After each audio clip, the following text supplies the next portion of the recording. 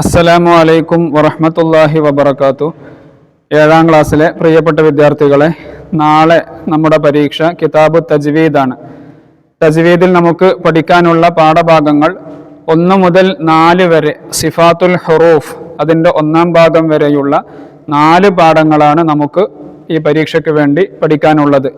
ഈ 4 പാഠങ്ങളുടെയും ഒരു full revision video നമ്മൾ നേരത്തെ ചെയ്തിട്ടുണ്ട്. വിദ്യാർത്ഥികൾ നിർബന്ധമായും അത് കാണുകയും കൃത്യമായി ഓരോ പാഠങ്ങൾ പഠിക്കുകയും ചെയ്യണമെന്ന് ആമുഖമായി സ്നേഹത്തോടെ ഓർമ്മപ്പെടുത്തുകയാണ്. ഇവിടെ തജ്വീദിൻ്റെ ഒരു മോഡൽ ചോദ്യ പേപ്പറാണ് നമ്മൾ ചർച്ച ചെയ്യുന്നത്. യോജിപ്പിക്കാം. 1ാമത്തെ ചോദ്യം യോജിപ്പിക്കാം. ഇവിടെ ഈ ബോക്സിൽ ഉത്തരങ്ങളുണ്ട്. ശരിയായ ഉത്തരങ്ങൾ തിരഞ്ഞെടുത്ത് എഴുതിയാൽ മതി. 1ാമത്തെ ചോദ്യം, ഖുർആനിന്റെ ക്രോഡീകരണമാണ് ഡാഷ്. ഏതാണ്? ജംഉൽ ഖുർആൻ. ജംഉൽ ഖുർആൻ, അതിനാണ് ഖുർആനിന്റെ ക്രോഡീകരണം, അതിനാണ് ജംഉൽ ഖുർആൻ എന്ന് പറയുന്നത്. 2ാമത്തത്, ഖുർആനിന്റെ ആശയം മാറിപ്പോകുന്ന പിഴവാണ് അൽ ലഹ്നുൽ ജലി. ലഹ്ന് എന്ന് പറഞ്ഞാൽ ഖുർആൻ ഓതുമ്പോൾ സംഭവിക്കുന്ന പിഴവിനാണ് ലഹ്ന് എന്ന് പറയുന്നത്. ഈ ലഹ്ന് 2 വിധമുണ്ട്. അൽ ലഹ്നുൽ ജലി ഉണ്ട്, അൽ ലഹ്നുൽ ഖഫി ഉണ്ട്.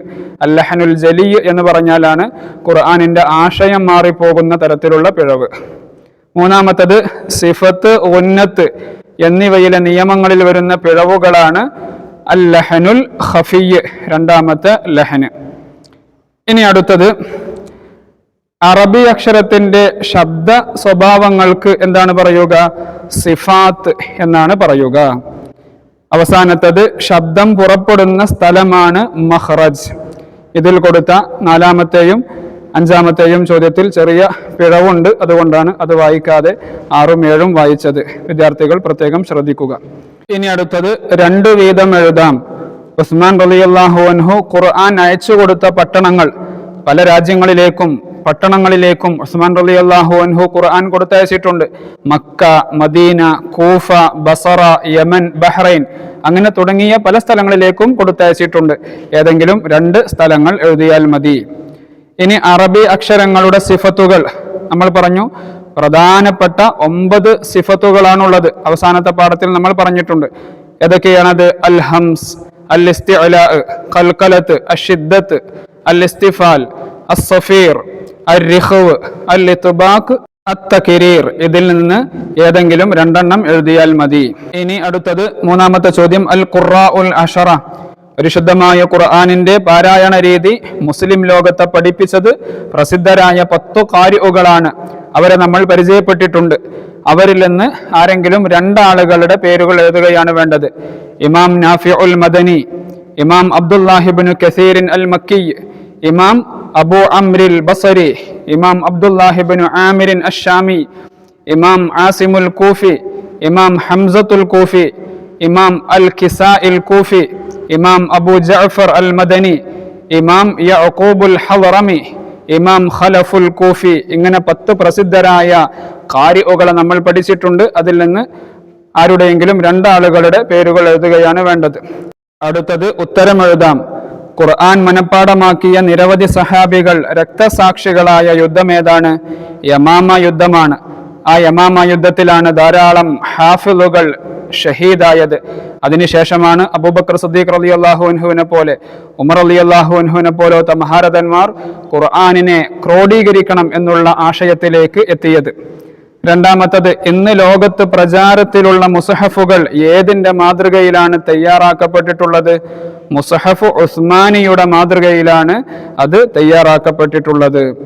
ഇനി 3ാമത്തത്, ഖുർആൻ ആദ്യമായി ഗ്രന്ഥരൂപത്തിൽ ശേഖരിച്ചത് ആരുടെ കാലത്താണ്? അബൂബക്കർ സിദ്ദീഖ് റളിയല്ലാഹു അൻഹുവിന്റെ കാലത്താണ്. ഇനി 4ാമത്തത്, ലഹ്ന് 2 വിധം. ഏതെല്ലാം?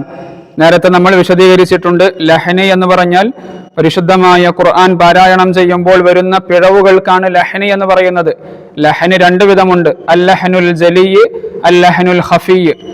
അൽ ലഹ്നുൽ ജലി എന്ന് പറഞ്ഞാൽ പരിശുദ്ധ ഖുർആനിന്റെ ആശയം അല്ലെങ്കിൽ വാക്യഘടന തന്നെ മാറിപ്പോകുന്ന രൂപത്തിലുള്ള പിഴവുകൾക്കാണ് അൽ ലഹ്നുൽ ജലി എന്ന് പറയുന്നത്.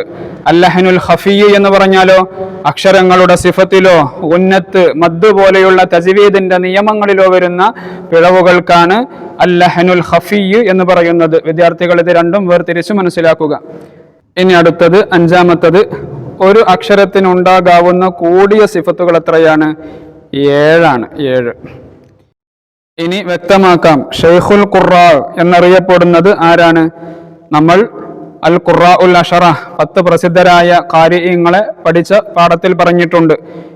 ഇവരിൽ കൂഫയിലെ ഷെയ്ഖുൽ ഖുറാ എന്നറിയപ്പെടുന്ന ഇമാം ആസിം റളിയല്ലാഹു അൻഹു, ഇമാം ആസിം റളിയല്ലാഹു അൻഹു ആണ് ഷെയ്ഖുൽ ഖുറാ എന്ന പേരിൽ അറിയപ്പെടുന്നത്. ഇനി രണ്ടാമത്തത്, ഇമാം ആസിം റളിയല്ലാഹു അൻഹു ഖുർആൻ പഠിച്ചത് ആരിൽ നിന്നാണ്? ഖലീഫ ഉസ്മാൻ ഇബ്നു അഫ്ഫാൻ റളിയല്ലാഹു അൻഹു കൂഫയിലേക്ക് ഖിറാഅത്ത് പഠിപ്പിക്കാൻ വേണ്ടി പറഞ്ഞയച്ച അബൂ അബ്ദുറഹ്മാൻ ഹബീബ് സുലമി റളിയല്ലാഹു അൻഹു എന്നിവരിൽ നിന്നാണ് ഇമാം ആസിം റളിയല്ലാഹു അൻഹു ഖുർആൻ പഠിച്ചത്. ഖുർആൻ ക്രോഡീകരണത്തിന് നേതൃത്വം നൽകിയ സഹാബി ആരാണ്? സയ്യിദ് ഇബ്നു സാബിത്ത് റളിയല്ലാഹു അൻഹു ആണ്. ലഹ്ന് എന്നതിന്റെ അർത്ഥം എന്താണ്? പിഴവ്. ഖുർആൻ ഓതുമ്പോൾ സംഭവിക്കുന്ന പിഴവ്, അതിനാണ് ലഹ്ന് എന്ന് പറയുന്നത്. സിഫത്ത് എന്ന് പറഞ്ഞാൽ വിശേഷണം എന്നാണ് അർത്ഥം. ഇനി അടുത്തത്, ഹഫ്സ റളിയല്ലാഹു അൻഹുവിന്റെ സനദ് പൂർത്തിയാക്കാം. സനദ് എന്ന് പറഞ്ഞാൽ പരമ്പര. നബി സല്ലല്ലാഹു അലൈഹി വസല്ലമ തങ്ങളിലേക്ക് എത്തുന്ന ഒരു പരമ്പര ഇവിടെ എഴുതുകയാണ് വേണ്ടത്. സനദ് ഹഫ്സിൻ റളിയല്ലാഹു അൻഹു. ആദ്യമായി സയ്യിദുന മുഹമ്മദുൻ റസൂലുള്ളാഹി സ്വല്ലല്ലാഹു അലൈഹി വസല്ലം, നബി സല്ലല്ലാഹു അലൈഹി വസല്ലമ തങ്ങളിൽ നിന്ന് ആര് കേട്ടു? ഉസ്മാൻ ഇബ്നു അഫ്ഫാൻ റളിയല്ലാഹു അൻഹു, അലി ഇബ്നു അബി താലിബ് റളിയല്ലാഹു അൻഹു, ഇബ്നു മസ്ഊദ് റളിയല്ലാഹു അൻഹു, സയ്യിദ് ഇബ്നു സാബിത്ത് റളിയല്ലാഹു അൻഹു. അവരിൽ നിന്ന് ആര് കേട്ടു? അബൂ അബ്ദുറഹ്മാൻ ഹബീബ് സുലമി റളിയല്ലാഹു അൻഹു കേട്ടു. അവരിൽ നിന്ന് ഇമാം ആസിമുൽ കൂഫി റളിയല്ലാഹു അൻഹു കേട്ടു. അവരിൽ നിന്നാണ് ഹഫ്സ് ഇബ്നു സുലൈമാൻ റളിയല്ലാഹു അൻഹു ഖുർആൻ പഠിച്ചത്. ഈ ഹഫ്സ് ഇബ്നു സുലൈമാൻ റളിയല്ലാഹു അൻഹു ആണ് നമ്മുടെ ഖിറാഅത്തിന്റെ ഇമാമ്. ഇതാണ് 7ാം ക്ലാസ്സിലെ തജ്വീദിന്റെ ഒരു മോഡൽ ചോദ്യപേപ്പർ.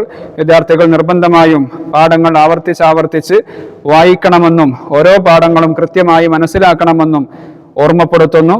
നിർബന്ധമായും വീഡിയോ മറ്റുള്ളവരിലേക്ക് ഷെയർ ചെയ്യുക. അല്ലാഹു എല്ലാവർക്കും നല്ല വിജയം നൽകട്ടെ.